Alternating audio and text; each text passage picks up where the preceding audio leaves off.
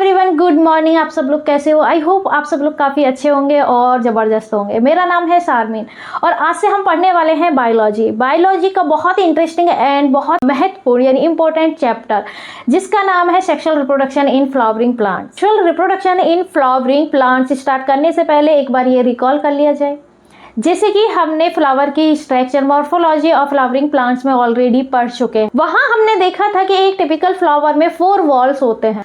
First is calyx, second Corolla, third एंडोसियम, fourth gynoecium. Calyx हमारा green colour का होता है एंड कोरोला हमारा कलरफुल होता है एंड थर्ड यानी एंडोसियम हमारा मेल पार्ट होता है फ्लावर का एंड गाइनोसियम फ्लावर का फीमेल पार्ट होता है। बच्चों, इस वॉल्स यानी कि फ्लावर के वॉल्स को हम एक इंटरेस्टिंग तरीके से पढ़ते हैं। सपोज करें कि आपके पास एक 4 लेयर वाला एक टिफिन है। हर लेयर का अपना अलग अलग एक सेक्शन है और हर एक सेक्शन का अपना अलग अलग काम होता है। बिल्कुल इसी तरह फ्लावर के भी 4 वॉल्स होते हैं। फ्लावर के भी 4 वॉल्स होते हैं। हर वॉल्स में पर्टिकुलर टाइप के ऑर्गन्स होते हैं और हर एक ऑर्गन्स का अपना अलग अलग फंक्शन होता है। यहाँ पर इसको समझने की कोशिश करें। देखो, calyx sepals, corolla petals, androecium stamens and gynoecium pistil और carpels. Sexual reproduction in flowering plant. Humans और फ्लावर का बहुत पुराना एक नाता है, यानी कोई भी हैप्पीनेस है, कोई लव अफेक्शन है या ग्रीफ है, मॉर्निंग है, कुछ भी है तो एक फ्लावर दे करके एक्सप्रेस करना पड़ता है। ह्यूमंस इसको एक हैप्पीनेस का सिंबल मानते हैं, लेकिन अकॉर्डिंग टू बायोलॉजिस्ट ये सिर्फ लव का एक सिग्नल नहीं है, ये कोई खूबसूरत चीज नहीं है। ये क्या है? ये एक प्लांट का मेन पार्ट है जिसे हम बोलते हैं रिप्रोडक्टिव पार्ट। तो according to Goethe, flower is a reproductive shoot. Flower कैसा है? एक जननिक प्रारूप है। Flower has a stalk. Flower के पास एक स्टॉक होता है जिसे हम बोलते हैं pedicel. Free end of pedicel is flatted and dome shape. Pedicel कैसी होती है? डोम शेप्ड होती है जिसे हम बोलते हैं thalamus. Thalamus is a type of modified stem. Thalamus कैसा होता है? एक रूपांतरित तना है जिस पर नोड्स और इंटरनोड्स प्रेजेंट होती हैं। बहुत ज़्यादा छोटी और बहुत ज़्यादा रिड्यूस स्पेस रिड्यूस होता है, हाईली रिड्यूस इन थैलेमस। क्यों होता है? क्योंकि उन्हीं से फ्लावर के मेनली हमने 4 पार्ट्स पढ़े होते हैं, 4 वॉल्स पढ़े हुए थे, calyx and Corolla, androecium and gynoecium. तो जो कोरोला है ये इसका चक्कर पूरा लगा हुआ होता है इंटरनोड के, इसीलिए इसमें बहुत कम स्पेस होती है। चले हम कुछ मेन पार्ट्स पढ़ते हैं फ्लावर के। देखो, सबसे पहले आता है प्री फर्टिलाइजेशन। फ्लावर से पहले आएगा प्री फर्टिलाइजेशन, देन फर्टिलाइजेशन, फिर डबल फर्टिलाइजेशन। तो प्री फर्टिलाइजेशन क्या होता है? प्री फर्टिलाइजेशन वो होता है जो फ्लावर खिलने से पहले होता है। प्री फर्टिलाइजेशन वो फर्टिलाइजेशन है जो प्लांट्स में फूल से भी पहले बर्ड्स निकलने से बहुत पहले कुछ हार्मोनल एंड स्ट्रक्चरल चेंजेस होते हैं। कुछ हार्मोनल एंड स्ट्रक्चरल चेंजेस होते हैं, ठीक है। यानी इतने बड़े बदलाव होते हैं कि वो एक्सिस जहाँ पर बर्ड निकलना होता है वो चेंजेस होगा। फिर जहाँ पर बर्ड्स निकलेगी, बर्ड्स निकलने के बाद में तब तक कलियाँ खिलने ना लग जाएं, ये क्या करते हैं? ये यानी वो एक्सिस जहाँ बर्ड्स उगते हैं, बर्ड्स के बड़े होकर फ्लावर रूप में खिलना यानी कि ब्लूम्स होना, वो रिप्रोडक्शन का मेन पार्ट शुरू होना। लेकिन तब बर्ड्स खिलती है यानी कि जब पूरी मैच्योर बर्ड्स हो जाती है तो इसी के अंदर पता चल जाता है कि मेल पार्ट्स कौन सा बनेगा और फीमेल पार्ट्स कौन सा बनना है। जो हमारी ग्रीन ग्रीन पत्तियां होती हैं फ्लावर से पहले, ये कैलिक्स यानी कि सेपल्स, ठीक। तो ये स्टेज हमारी कहलाती है pre fertilisation.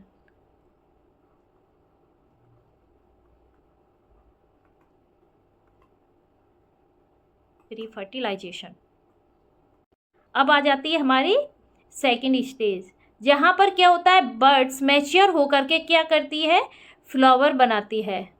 2 main reproductive structure इस फ्लावर में बनते हैं। देखो, मेल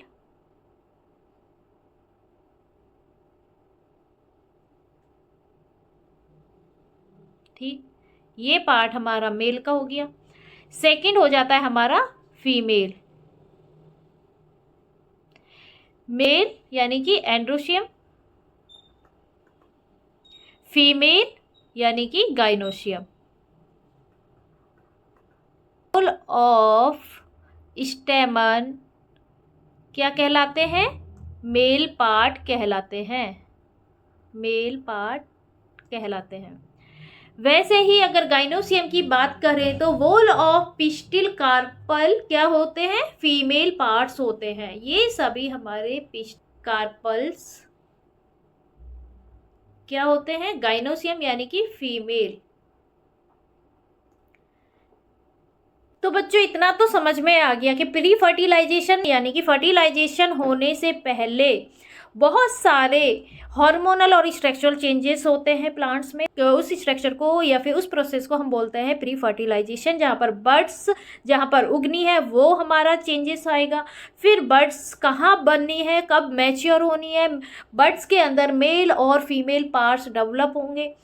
फिर उसके बाद में आता है फर्टिलाइजेशन। हमने समझ लिया। अभी हमको समझना है कि अभी 2 चीजें हमारी मेन रह चुकी हैं, यानी कि most outer non reproductive parts, इनका क्या यूज है भाई। जितने भी हम कलरफुल ये देख रहे हैं पेटल्स, जितने भी हम ये कलरफुल पेटल्स देख रहे हैं यानी कि कोरोला, ये सभी हमारा किसका काम करेंगे, ये अट्रैक्ट करेंगे बीज इंसेक्ट को, तब जाकर के ये पॉलिनेशन कराते हैं। पॉलिनेशन कराने के लिए ये अट्रैक्शन का काम करते हैं। हम ये ग्रीन जितने भी पतली पतली लीव्स देख रहे हैं कि इनका काम क्या है। तो ये सबसे पहले मैंने यही बताया कि जिन फ्लावर के प्रोटेक्शन का, किसका, सेपल्स यानी कि कैलिक्स,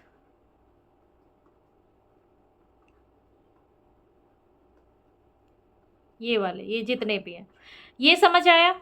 अब हम एक एक करके पढ़ते हैं कि मेल रिप्रोडक्टिव पार्ट्स यानी एंड्रोसियम में स्टेमन्स का क्या है। डायग्राम में ये जितने भी आप ये स्ट्रक्चर देख रहे हैं, ये वाला 1 2 3 4 5, ये सारे 6, ये जितना भी ग्रुप है ये सारा ग्रुप किसका है, स्टेमन्स का। ये सारा ग्रुप हमारा क्या कहलाएगा, स्टेमन्स। या फिलामेंट के जो टॉप पर लगा हुआ ये येलो कलर का एंथर, ये हमारा बाइलोब्ड होता है, जिसकी शेप कैसी होती है, कैप्सूल यानी कि उभरा हुआ होता है। जहाँ पॉलेन ग्रेन बनते हैं, यहाँ पर क्या बनते हैं, यहाँ पर बनेंगे हमारे पॉलेन ग्रेन, यहाँ पर पॉलेन ग्रेन्स बनते हैं। अब ये हमारा बाइलोब्ड है, ठीक। अगर इसको हम कट करते हैं यानी कि इसका अगर हम सेक्शन करते हैं तो इसकी अपीयरेंस कुछ ऐसी दिखेगी। क्यों दिखेगी, क्योंकि ये खुद बाइलोब्ड है और इसके अंदर डाइथीका प्रेजेंट होते हैं, यानी कि 2 और प्रेजेंट होते हैं। तो अगर हम इसको कट करते हैं तो ये इस तरह की अपीयरेंस हमको स्ट्रक्चर दिखाई देती है। जो इसके अंदर होते हैं ये स्पोरेंजियम होते हैं, स्पोरेंजियम इसके अंदर होते हैं, ठीक। यानी फिलामेंट ये एक ऐसी स्टॉक है, एक ऐसी लंबी सिलेंडर डंडी जैसी स्टॉक है जो एंथर को नीचे से सपोर्ट करती है, यानी यहाँ से ये सपोर्ट करती है एंथर को। इसके टिप पर लगे होते हैं एंथर हैं, इसके अंदर माइक्रोस्पोर बन रहे, क्या बन रहे, माइक्रोस्पोर बन रहे, तब ये क्या कहलाएगा, स्पोरेंजियम कहलाएगा। क्या कहलाएगा, स्पोरेंजियम कहलाएगा, ठीक। देखो अगर माइक्रोस्पोर है, इस एंथर के अंदर माइक्रोस्पोर है तो बहुत सारी स्पोर है यानी कि माइक्रोस्पोरेंजियम ये हमारे कहलाएंगे। अगर एक माइक्रोस्पोर डेवलप होकर के पॉलेन ग्रेन बनाता है तब हम उसको बोलते हैं पॉलेन सैक। तब क्या बोलते हैं, पॉलेन सैक। जब हवा चलती है या फिर किसी इंसेक्ट के द्वारा, या फिर जब रेनी सीजन होता है, बारिश आती है, हवा चलती है, बीज आते हैं इधर उधर, प्लांट्स रे फ्लावर पे जा कर के वो लग जाए, इसके द्वारा ये यहाँ पर क्या करते हैं, चिपक जाते हैं। एंथर के पॉलन ग्रेन्स यहाँ चिपक जाते हैं और फिर ये यहाँ से पॉलन ग्रेन ट्यूब निकालती है, और ये जो स्टाइल होते हैं ये एक खाली यानी कि अंदर से थोड़ी खाली स्ट्रक्चर होती है, ताकि वो पॉलन ग्रेन को अंदर जाने की रास्ता दे सके। ये एक रास्ता बनाती है स्टाइल। ठीक ओवरी के नीचे एक उभरा हुआ यानी स्वलन क्वेश्चन जैसा एक पार्ट होता है, जिसे हम रिसेप्टेकल या थैलेमस कहते हैं, या फिर हम थैलेमस कहते हैं। ये फ्लावर के जितने भी पार्ट्स हैं, whorl parts, calyx, corolla, androecium, gynoecium, क्या करते हैं, टिके हुए होते हैं। जस्ट इसके नीचे वाला पार्ट यहाँ पर हो, ये थोड़ा सा लंबा हो, तो ये हमारा कहलाता है पेडिसिल। यह एक चीज़ और देखो, जब अगर हम कभी ये ना पहचान पाए कि रंगीन पार्ट क्या है और हमारा ग्रीन पार्ट क्या है, जब अगर ये फ्यूजन कम्प्लीटली फ्यूज्ड हो जाए एक दूसरे के साथ, कैलिक्स एंड कोरोला, तब हम इसको बोलते हैं पेरियंथ। ठीक है, हमारे ऑल स्टेमन्स मतलब एंथर्स विद फिलामेंट, पूरा ग्रुप हमारा क्या कहलाता है, ऑल स्टेमन्स। और ऑल स्टेमन्स फिर कहलाएंगे एंड्रोशियम यानी कि मेल पार्ट। वैसे ही ऑल कार्पल्स, जितने भी हमारे कार्पल्स हैं, ये हमारा पूरा पार्ट, ये वाला पूरा, ये हमारे कहलाते हैं गाइनोसियम यानी कि फीमेल। ऑल पेटल्स से जितने भी रंगीन कलरफुल होते हैं हमारी पंख, बोलते हैं कोरोला। ऑल पेटल्स को हम बोलेंगे कोरोला। वैसे ही ऑल सेपल्स, जितने भी हमारे ग्रीन कलर की पतली पतली लीव्स दिखाई देती है हमको अपने पेटल्स के नीचे, कोरोलास के नीचे, वो सारे कहलाते हैं हमारे calyx. Floral whorls on thalamus पर पुष्पीय चक्र। 4 nodes are present on thalamus in which, यानी कि थैलेमस पर 4 हमारी नोड्स प्रेजेंट होती हैं, जिनमें पहला मॉडिफाइड लीव्स, जिसे हम बोलते हैं calyx, are attached on the first flower most node, यानी कि प्रथम रूपांतरित पत्तियां यानी कैलिक्स सबसे निचले पहले नोड पर लगी होती हैं। तो कैलिक्स तो सबको समझ में आ गया, यानी कि सेपल्स। जो हमारी फ्लावर की सबसे पहली पत्ती होती है कैलिक्स, वो हमारी कहाँ लगी होती है, सबसे निचले नोड्स पर। Corolla is born on second node. Thalamus के सेकंड नोड्स पर क्या बनता है, कोरोला बनता है, सेकंड। एंड फर्स्ट पर हमारा बनेगा कैलिक्स। ठीक, androecium is present on third node. Thalamus पर, पूरे थैलेमस पर हमारे 4 नोड्स प्रेजेंट होते हैं। पहला नोड फर्स्ट मॉडिफाइड लीव्स होती है उस पर, यानी कि कैलिक्स उस पर प्रेजेंट होती है। सेकंड पर कोरोला प्रेजेंट होता है, और थर्ड नोड पर हमारा क्या प्रेजेंट होता है, एंड्रोसियम यानी कि क्या होता है, male reproductive organ.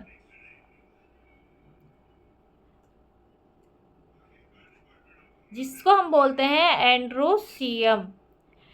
And next हमारा यानी कि सबसे last, gynoecium is present on fourth node upper most region. सबसे ऊपरी भाग में थैलेमस के नोड पर क्या प्रेजेंट होगा, गाइनोसियम प्रेजेंट होगा, यानी कि हमारी ओवरी। गाइनोसियम चौथे पर सबसे ऊपरी भाग पर उपस्थित होती है। फ्लावर का हम स्ट्रक्चर अच्छे से समझते। सबसे पहले हमारा पेडिसिल, उसके ऊपर थैलेमस, फिर उसके ऊपर हमारे होते हैं ग्रीन कलर की जो ये निकली हुई हैं ये लीव्स, ये हमारी कहलाती हैं सेपल्स। फिर जस्ट इसके यानी कि फर्स्ट सेपल्स, ये हमारा फर्स्ट मॉडिफाइड लीफ है जो किस पे, फर्स्ट नोड पे प्रेजेंट होती है। ठीक है, फिर सेकंड में पेटल्स यानी कोरोला। फिर हमारे होते हैं क्या, जितने भी एंथर्स हैं यानी कि एंड्रोसियम, ये हमारे थर्ड नंबर पे, और फोर्थ पे होंगे हमारे स्टाइल यानी कि स्टिग्मा, ये ओवरी हमारी प्रेजेंट होगी। देखो एंथ्रोफोर एंड एंड्रोफोर क्या होता है। And if length of internode between calyx and corolla increase it is called anthophore. अगर कुछ पौधों में कैलिक्स के बीच इंटरनोड की लंबाई बढ़ जाए तो इसे हम एंथोफोर कहते हैं। एग्जाम्पल में हो गया हमारा साइलेनी हो गया, प्लांट हो गया और डायंथस हो गया। वैसे ही अगर एंडोफोर देखें तो अगर कोरोला के बीच में थोड़ा स्पेस यानी कि इंटरनोड में थोड़ा स्पेस हो तब हम उसको बोलते हैं androphore. If length of internode between corolla and androecium यानी किसमें, एंड्रोशियम हमारा किसका पार्ट है, मेल पार्ट है, ठीक है। कैलिक्स यहाँ है, ठीक है, कोरोला में स्पेस है, कोरोला ये हो गया, ठीक है। तब ये स्पेस हमारा है, तब ये क्या कहलाएगा, एंथोफोर, ठीक है। अगर यही if length internode between corolla and androecium, अगर कोरोला में और एंड्रोशियम यानी कि मेल गैमीट, एंथर्स यानी फिलामेंट्स में अगर थोड़ा भी हमारा ज़्यादा इंक्रीज हो जाता है स्पेस, तब हम उसको एंडोफोर कहते हैं। यदि हमारा एंड्रोशियम और गाइनोशियम यानी मेल और फीमेल पार्ट्स की लंबाई बढ़े तो इससे जाइनोफोर यानी गाइनोफोर कहते हैं। एग्जाम्पल में कैपेरिस। अगर यही बोथ एंड्रोशियम और गाइनोफोर दोनों प्रेजेंट है सेम फ्लावर पर, लेकिन दोनों को एक साथ वो ऊपर उठाए, तब ये क्या कहलाता है, एंड्रोगाइनोफोर। यदि एक फूट बहुत सारे हैं तब इसको हमने माइक्रोस्पोरेंजियम कहा। देखो चीज एक ही है, लेकिन इसके जो अंदर है, इसके अंदर चीज क्या हो गई है, मॉडिफाइड हो चुकी है। चीज एक ही है लेकिन बस इसके अंदर चीजें थोड़ी चेंज हो गई हैं।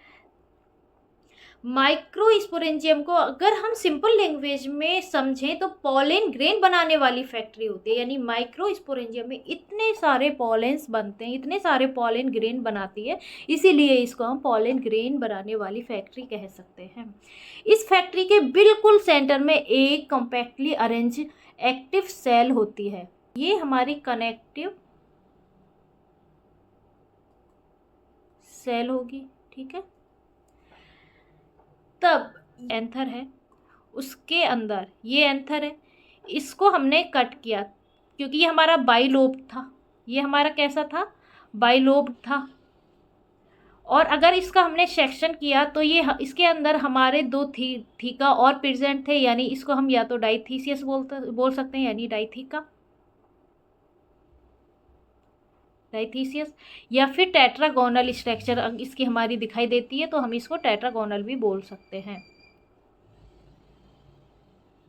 टेट्रागोनल यानी कि ये स्ट्रक्चर अगर हमने ऐसे कर, क्योंकि ये दो तो ऑलरेडी हैं, दो फिर इसके अंदर हैं, तो एक स्ट्रक्चर, दो स्ट्रक्चर, तीन, चार, तो ये टेट्रा। तो ये स्ट्रक्चर देखने में कुछ ऐसी होती है।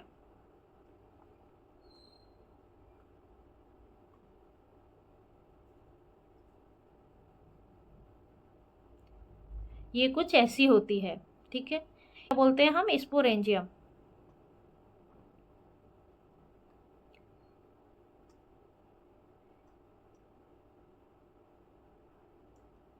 क्यों बोलेंगे, क्योंकि इसके अंदर स्पोर्स बन रहे हैं। ये स्टाइल एक लंबी गर्दन यानी नेक जैसी जो स्ट्रक्चर है, ये ठीक ओवरी से अटैच होती है। ये कहाँ अटैच होती है, ओवरी से, ठीक है। ऊपर का जो पार्ट है हमारा स्टिग्मा, ये हमारा स्टिग्मा, एंथर के पॉलन ग्रेन्स यहाँ चिपक जाते हैं और फिर ये यहाँ से पॉलन ग्रेन ट्यूब निकालती है। और ये जो स्टाइल होते हैं ये एक खाली यानी कि अंदर से थोड़ी खाली स्ट्रक्चर होती है ताकि वो पॉलन ग्रेन को अंदर जाने की रास्ता दे सके। ये एक रास्ता बनाती है स्टाइल। मोनोकार्पिक प्लांट्स वो प्लांट्स होते एक बार फ्रूटिंग और फ्लावरिंग करते हैं और उसके बाद वो नष्ट हो जाते हैं।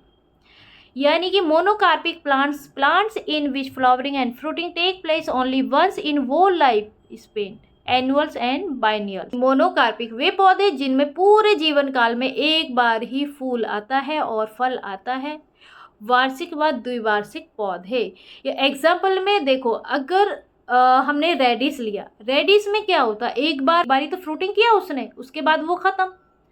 ऐसे ही कुछ ऐसे प्लांट्स हैं जो सिर्फ एक बार ही फ्रूटिंग और फ्लावरिंग करते हैं, देन उसके बाद वो नष्ट हो जाते हैं, ख़त्म हो जाते हैं, तब उनको हम बोलते हैं मोनोकार्पिक। वही पॉलीकार्पिक प्लांट्स वो होते हैं जो अपनी लाइफ में पूरे जीवन काल में कई बार फ्लावरिंग करते हैं और कई बार वो है फ्रूटिंग करते हैं। एग्जाम्पल में देखो, लेमन एक ऐसा कॉमन है जो हम हर जगह देखते हैं। Except bamboo century plant agave America are perennial plant but example of monocarpic. देखो ये वैसे पेरेनियल प्लांट्स है क्योंकि ये बहुत सालों बाद क्या करते हैं, फ्लावरिंग करते हैं या फ्रूटिंग करते, काफ़ी टाइम तक ये जीवित रहते हैं, लेकिन अपनी पूरी लाइफ में एक बार ही ये फ्रूटिंग करते हैं। वैसे इनकी लाइफ अगर इस पर देखें तो काफ़ी लंबी होती है। Bamboo species flower once in their life time after. बांस की प्रजाति एक ऐसी प्रजाति जो अपने पूरे जीवन काल में 50 से 100 वर्ष बाद पुष्पित होती है, लेकिन बड़ी संख्या में फल बनाती है और फिर मर जाती है।